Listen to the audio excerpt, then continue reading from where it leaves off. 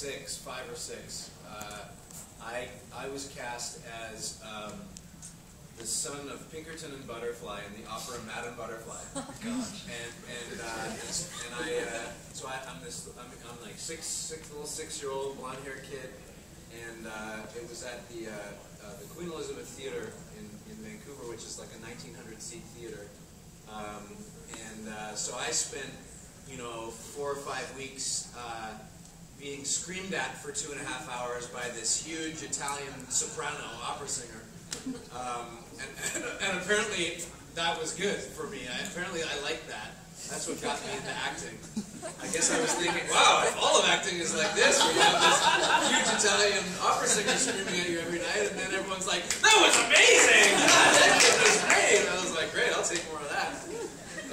But I can't compare any other role to it, because it was so, someone mentioned theater, it's so live, it's so immediate, and once you're up there, there is no stopping and redirecting and, do that 6 more times this way.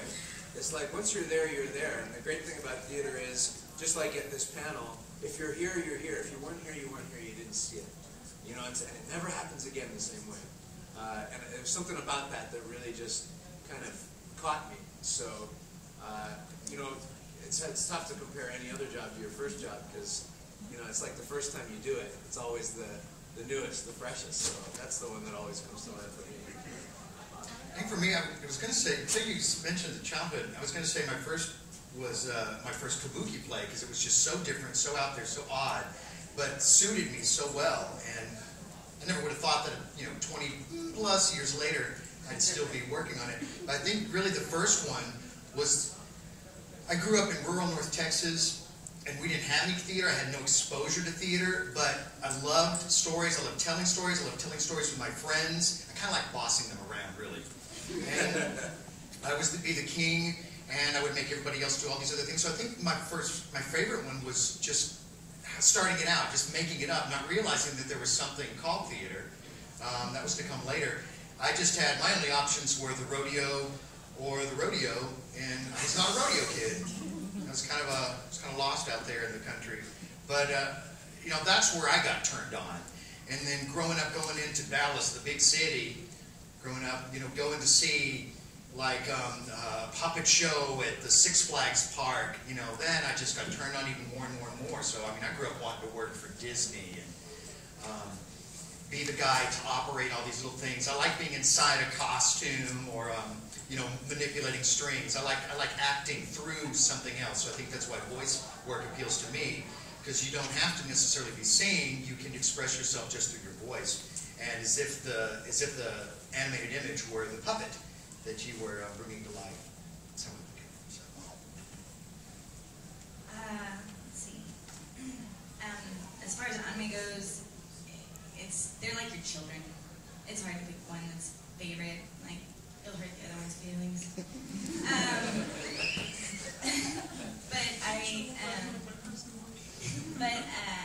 I was a big fan of Shin-Chan before I got cast in Shin-Chan as Aunt Bitsy. So I really liked that role, just because I was a fan. So I kind of geeked out over that. As far as in my life, I have to say the role that taught me the most was actually meant to be a punishment. And I was in high school. I was a junior in high school, and we were doing Into the Woods. And I was cast as Snow White, which is a very tiny role at the end of the show. And my director, in her infinite wisdom, decided that she wanted Milky White, the cow, Jack and the Beanstalk. For those that you don't know, it's a big conglomeration of fairy tales that all come together, and then they have to fight the witch, and it's really good, but it sounds a little crazy. But she decided that she wanted Milky White the cow to be played not by a statue like it normally is in every single production ever. She wanted a person to be Milky White the cow. She didn't like me very much. And so she decided that this girl got to be Milky White the cow.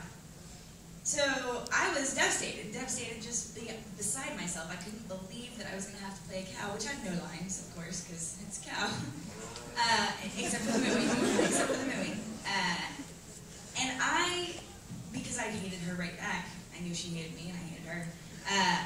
decided that I was going to show her, and I was going to be the best dang Milky White cow that ever was, and that everybody was going to cry every single night when Jack and the cow had their scene where he had to sell the cow away, and it was sad, and I'll be, if every night after the show, the line to meet the actors, for me, out the door. For everybody else,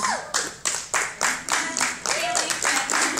So that was my biggest is that, you know, if you got lemons, make lemonade. There are no small parts, only small actors. All of the cliches that you hear, it's very, very true. And I like telling that story because I like sticking it to her. She really bugged me. She really bugged me. She really, really actively sought to get me out of school. And so I was like, Is it Booker T? Mrs. Houston? Yeah, PBA, HSPBA.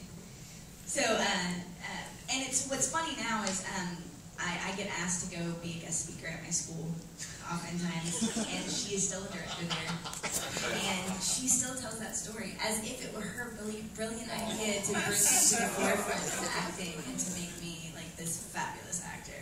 Like, oh yeah, really? Yeah. Let me tell you the real story. Next time you speak there, you should just go up and go. Oh, I did. That's so funny you said that. I totally did. Awesome. I had walked in and she was telling the story. It was the setup for my coming in, and I didn't know that she had told this story, and apparently she does. Every time I go speak, she goes and she tells the story before I come in.